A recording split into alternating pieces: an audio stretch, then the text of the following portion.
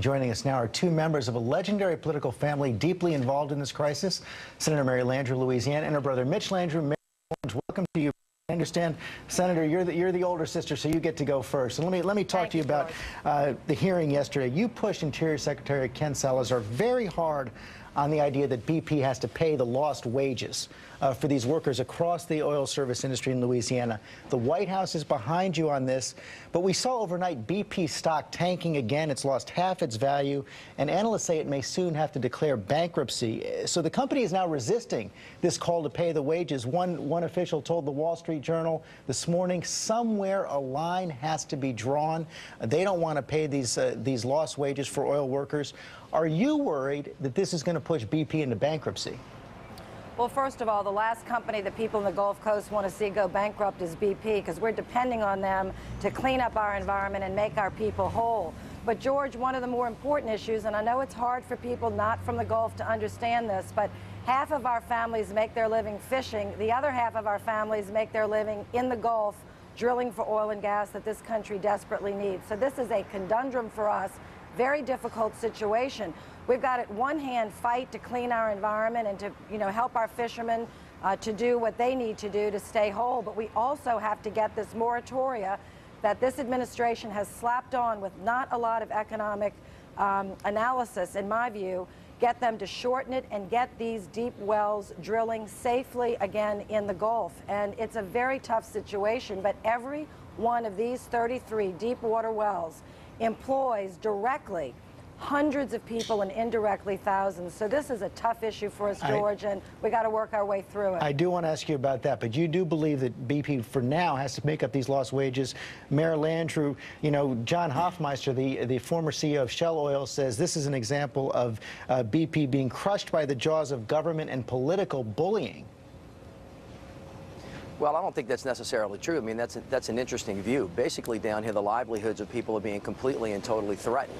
And as a consequence of that, all of these people are watching that their futures go away. It's really important that BP step up to the plate and do what they can. And, of course, there's a low level of confidence. The well still hasn't been capped. The oil hasn't been captured. The oil hasn't been cleaned up. And now the claims process is kind of difficult. So, the frustration is high and in a sense, very justified. This isn't our first rodeo. We've been through this before, and unfortunately, we know it's coming, and it's very hard, and it's not pleasant looking. And as you point out, that well still hasn't been capped. We're looking at it right now, and that brings me back to you, Senator Landrieu.